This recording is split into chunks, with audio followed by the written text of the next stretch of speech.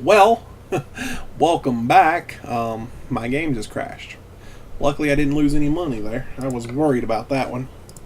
Went to stop the recording and the game crashed. And I was like, okay, that's interesting.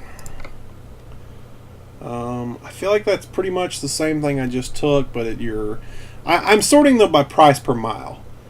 Is it worth my time to do all this driving and get paid? $5 grand. That's price per mile's a little low, but whatever. We're gonna take it. So I'm just talking in the last video, if you're still following me here, just about things that I would like to try, different things that I'd like to do. I feel like,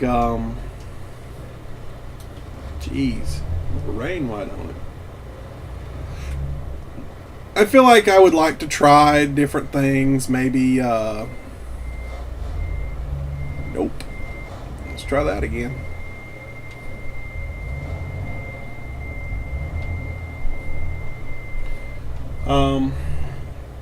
Watching Repo Nut, I would like to try being a repossession.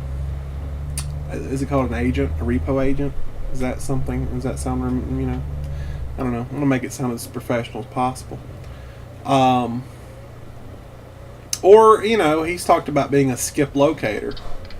And, it's just something to try and learn. I don't know. It'd be something I'd have to learn. I know Repo Nut is actually, that's pretty cool. He's hauling one of those. I'm hauling one of these. It must be the construction city. Anyway, Repo Nut's talked about doing like a training course on becoming a repo agent and doing all that kind of stuff. That interests me. I I would love to go to Utah and be one of the first people in his class. That would be pretty awesome. But it's like I was saying in the last video, repossession is cool and all, or, well, it seems cool to me, maybe not you.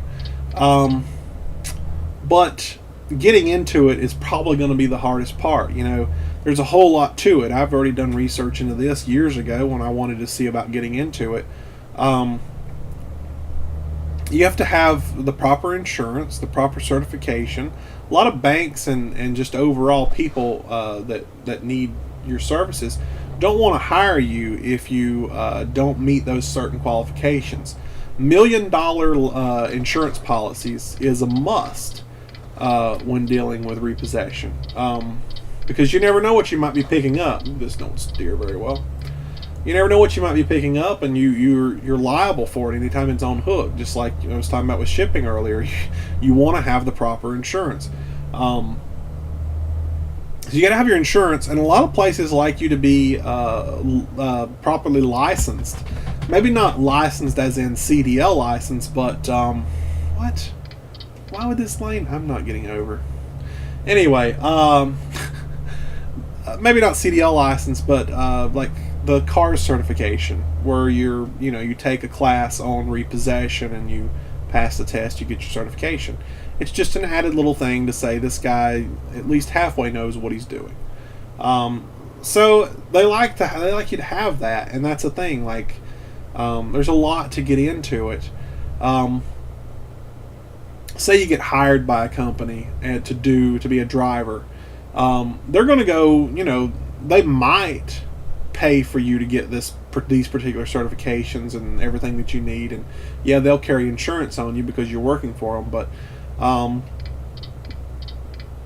you're going into a repossession company and saying, I have no experience, no training, I don't even have my certifications, I want to become a driver. Well, that's probably not going to pan out very well for you. I mean, and it costs a lot to be able to do all that, to get your certifications, to get proper training, to say that you've had it.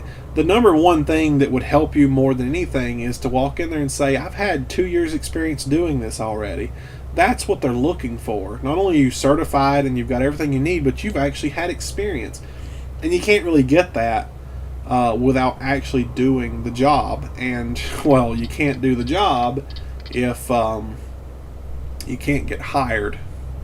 And so, I looked into the options of what if we started our own company? What if we tried to just start from nothing? And that's extremely unrealistic, in my opinion. You can't start your own company not knowing the first thing about repossession. You can't watch a guy on YouTube do repos for 3 years and then say, I'm going to start my own company. You just can't do that. You got to know a little bit more about what you're doing before you can do that.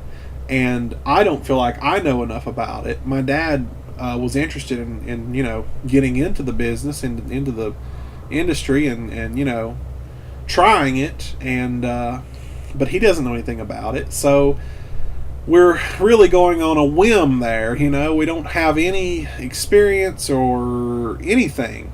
We would be just starting up a company with basically nothing. We're gonna hit a speed camera here. I don't know. I don't want to get a speeding ticket. Anyway, so it's just a huge chance to even take to think about something like that. You'd have to be confident in your ability, and you'd have to jump in with both feet. You couldn't stick your toe in the water and expect to get a good result to jump on in, because chances are you're not going to get. Is that a speed camera? Man, I'm just paranoid. I don't want a ticket right now. You can't just expect everything to be good, and you really don't know a whole lot about it. So I don't know. All things I'd like to do one day, but right now I don't have that ability. And so I was talking about becoming doing shipping through UShip. And I feel like that is something that I could test the waters on, stick my toe in and see how it went, and see if I wanted to continue trying it. Because, although I don't have the CDL license, if I took loads that didn't require that license, then that wouldn't be a big deal. If I could rent the truck, then it wouldn't be like I'm buying a truck and going in debt for it, or it wouldn't be like I'm putting miles on a truck I already have. So, it wouldn't be a big deal. And so really at this point, the only thing I lack in that department is a trailer capable of doing all these things. If I had a 24-foot enclosed trailer that ran on like a 3-inch ball, that would be wonderful, for a tongue pull. That would be wonderful. Expensive, very expensive, but I think that would probably set me. That'd be right where I need to be to get started. And I don't know. It's just something I'd like to try. You could never. I could think of a million reasons of things I could do with a big 24-foot trailer too. What could I? An enclosed trailer. If nothing else, park it in front of my house and let my mom use it as a storage building, and she pay me rent. Yeah, that's a great idea. Okay, that was sort of unrealistic, but anyway. But whatever the case may be, there's things that I could use the trailer for anyway. Even if I'm not doing UShip, I could just post up locally on the local websites that I'll haul for you anything really, because 24 by 8, because 8 is the maximum, 8 foot is the maximum you can have in width of a trailer without going oversized load status. And okay, is this closed? Okay, here we go. Can't go oversized load status. You could, because all that requires is like a $30 permit, not a big deal, but it's more of a hassle. So why would I want oversized load status just to pull my own trailer? You wouldn't want that. If it were a flatbed trailer and I could haul oversized loads on it, then yeah, maybe that, but no. So yeah, I don't know.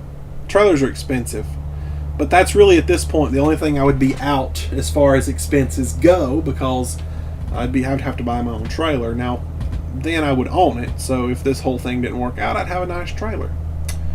My dad is borrowing a similar, I don't know how many foot it is. It's like a 20 foot at least, maybe 18. Anyway, it's a pretty big trailer. He hauls stuff in it. He's borrowing it from someone. Obviously, it's got stuff in it, so I couldn't really use it. But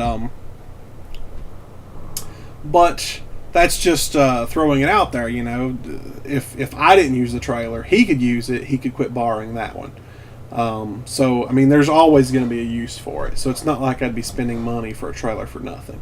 And at this point, I mean, I'm already paying to rent a car anyway. I like renting cars. It helps me get around. It helps me do what I need to do. And so, renting a truck, obviously I'd be losing gas mileage, but not a big deal. Not a big, well, not a big loss there. Yeah. So I feel like I'm rambling, and I'm making up excuses as to why my idea is a good idea. Probably not a good idea, but whatever. You guys are welcome to comment with your thoughts and ideas. Who knows if I'll ever pursue this idea of going somewhere with this. I don't know. But if I do, then cool. And if I don't, well, you'll probably know about it. I need to figure this out. I'll pull this truck up far enough each time and then can't hit the button.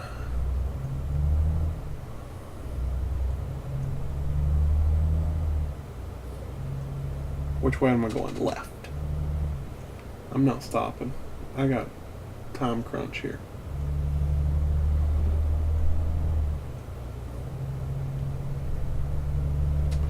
I realize I take a big risk. Every time I go into those intersections like that, I don't look either way. I just go, and there's a guy right there. So, I mean, obviously, I've got people around me. It's probably not a good idea to do that, but whatever. So, yeah, I don't know. Just random thoughts of the day. I've always thought about doing stuff. I like to drive. Driving is fun for me.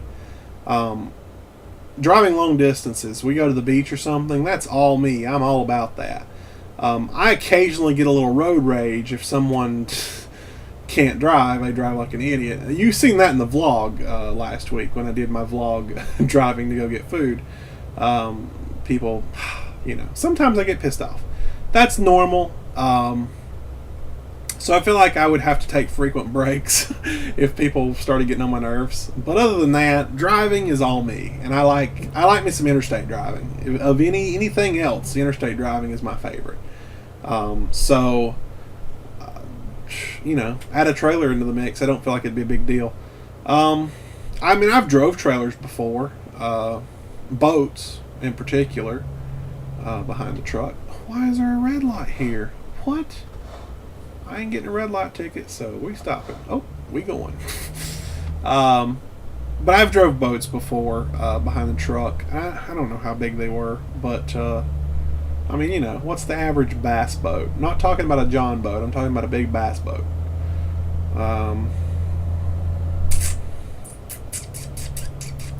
If the trailer that my dad has, for example, is 20 foot.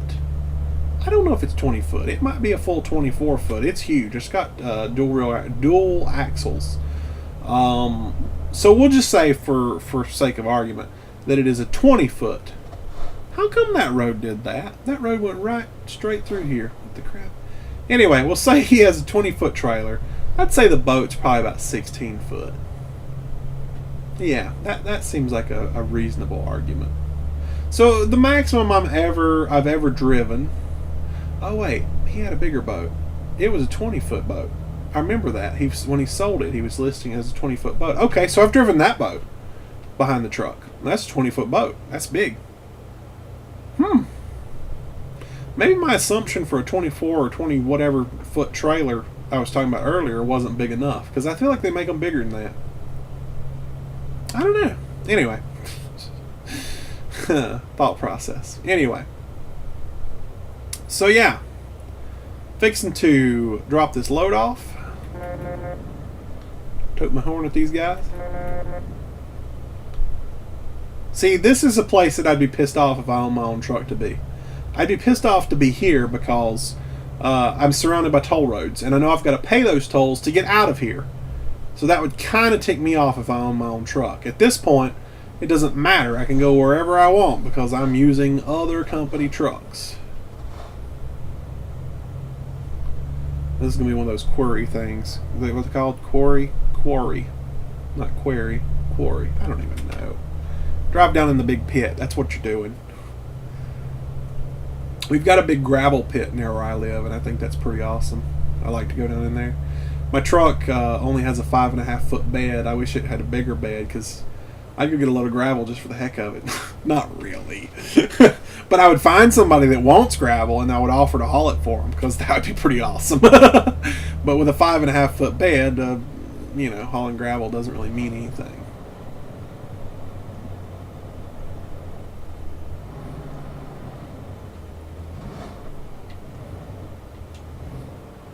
Yeah, I was engine braking there a little bit.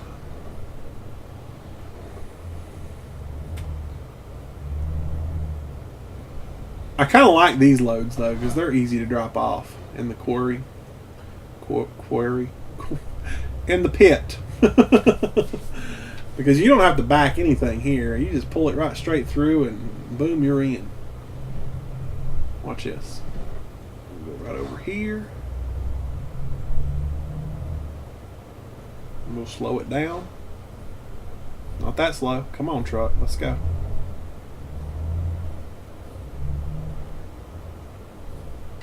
Oh, I missed it. Wow, how did I miss that? And somehow I still hit it. Whatever. As you can see, no backing needed. Good work. What'd I mess up on? Damage. Oh, I hit somebody. Probably. I don't know. Wow, I'm leveling up though. I'm going to keep doing these two because I feel like that's going to help me. I don't really care about going long distances just yet. I'm going to max these two out, maybe start doing some eco driving. I don't want these time deliveries. I mean, I guess if I up the skill level of the time delivery, it's not going to matter. I'm still going to get time deliveries, but I don't want time deliveries because I feel like I'm going to fail if I do. I don't know. Eco driving would be nice if I own my own truck, though. Alright. Join me next time for the next load. Thanks for watching.